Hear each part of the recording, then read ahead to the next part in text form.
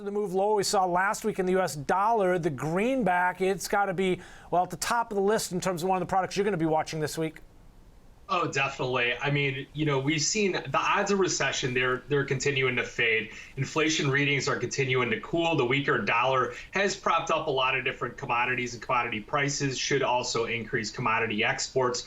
Treasury yields are starting to back off. We're back below 4% on the 10-year, and it seems like that relentless assault we had in the 2-year is finally subsiding. So July 26th, we kind of expect a one and done, and we'll see what happens. I mean, a lot of the commodities have been doing really well. Small setback here today with the weaker China data. Russia did suspend that Black Sea grain deal, so we did see a bid underneath like the wheat market and all the other grains. So a lot of good stuff out there. Kind of disappointed in the gold market. Thought it would have got a bigger boost with that weakness in the dollar.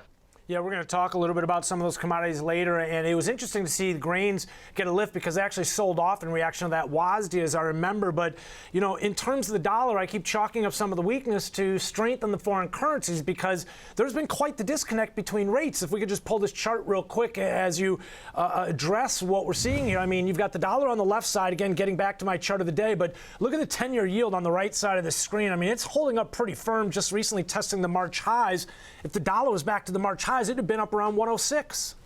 Definitely. And, but surprisingly, I thought the chart, it wasn't as bullish when you expand it out. You look at some of those peaks we had like 2022 when they were saying they were starting to raise rates. And then you have, that February low. So we'll see if it holds against that. Those foreign currencies, I tell you, that British pound, that's like, holy cow. Surprised I didn't really participate in that move. Now I feel like I was left in the dust on it. You're and not then alone. like Swiss franc, I was playing that, and then it finally broke out to the upside, and we got out of that. And if you look at the Canadian dollar, that resource-based currency, if we start to see some of these commodities take off again, we could see the Canadian dollar really extend higher. So I think that would be a really good play.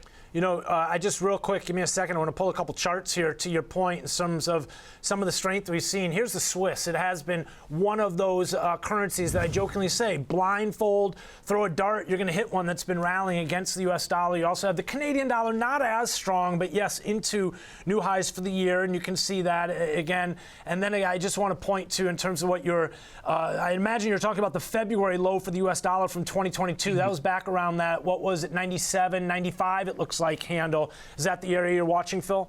Yeah, see if it'll hold against that. Okay. I'm starting to see kind of like a mix of people coming in trying to buy against that low. They're liquidating some of the currencies that they had, and then that Japanese yen, that was a great buy if you're able to get in near those lows. It really ripped higher. So the currencies have been really a lot of action in there where it seemed like it was kind of dull for a little bit, but we got to see what happens. I mean, there's a lot of other things that look like they're making some big moves. Like, who knows, maybe Bitcoin, this was a recent top on that. On the crude oil, it might have been a recent top. Copper getting smashed overnight. Yeah. On the copper market, there's a lot of people that are coming in because if you look at like the news feed on China, they are trying to come up with some kind of solution to halt the decline in their economy. So we think there's an underlying floor, but you got the people who tried to buy some of the breakouts on like crude oil, on copper. They're all getting out of their positions here today. They're scared about this,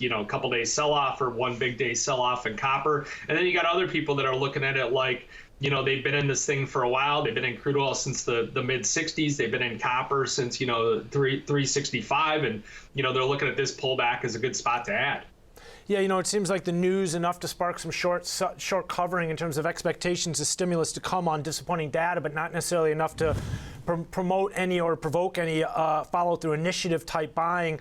I did want to quickly look back to the U.S. dollar in terms of that area that you were eyeing, this 95, 96, 97 area. It looks like there was some consolidation back in around the pandemic levels here. We saw that around March of 2020, around 98, 99 here. So something to watch. In terms of behind what's moving some of these other foreign currencies that we just talked about, the euro, the yen, the pound, for example, I'd imagine the inflation data, I saw CPI out of the Eurozone due this week.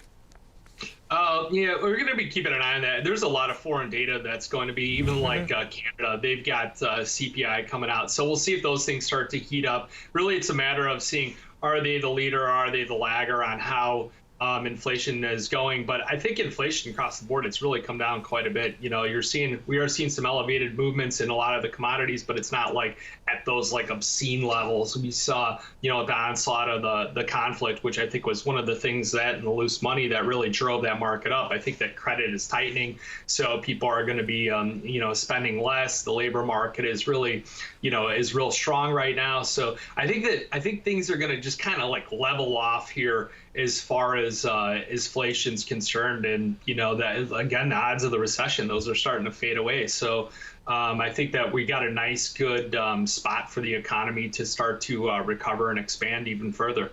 Phil, the one outlier in the ramp up we saw in terms of central bankers combating inflation was, well, China, for that matter, you could argue the BOJ as well. But things are kind of starting to shift even there, right? The yen, are you starting to hear whispers of potential rate hikes ultimately that are coming? And is that what's firming up the Japanese yen? That was what was going on. That was how it started to get that little rally off those lows. So, I mean, if you see another retest, it got down like below 70. I see it below there. You got to take a longer term shot at it. I think that it's worth some call options or some of the smaller futures. We'll have to see if CME's got the mini micro Japanese yen, if there's any liquidity there. That could be a nice play just for a long term position. You look at how these currencies, like when you get the yen at like a historic low, you got to think back when like Brexit was going on, when like the British pound was just like decimated. If you had a longer term horizon on there, you've done really well. I mean, that pound has almost come all the way back. Commodity-based currencies like, if you go to a super cycle, that's Australian dollar, Canadian dollar, those are going to be some great plays there.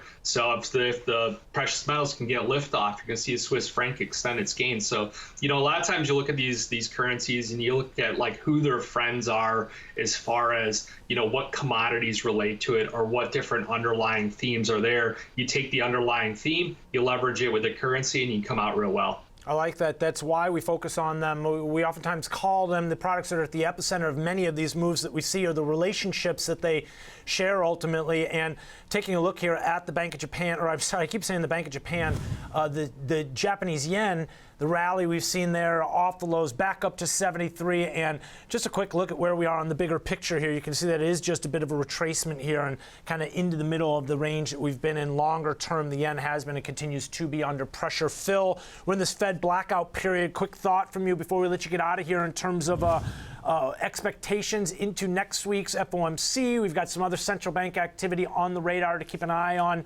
What are you going to be looking for?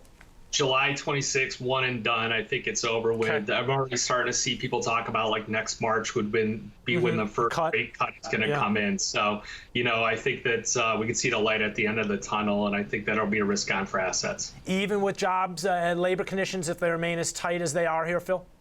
I think labor looks really good. I mean, it's, there's nothing there. I mean, employment's been strong. Okay. Appreciate it. Phil Streible joining us this morning, Chief Market Strategist, helping us take a look at currencies, financial markets ahead of a busy week from Blue Line Futures. Phil's joining us. Coming up, Chris Robinson's going to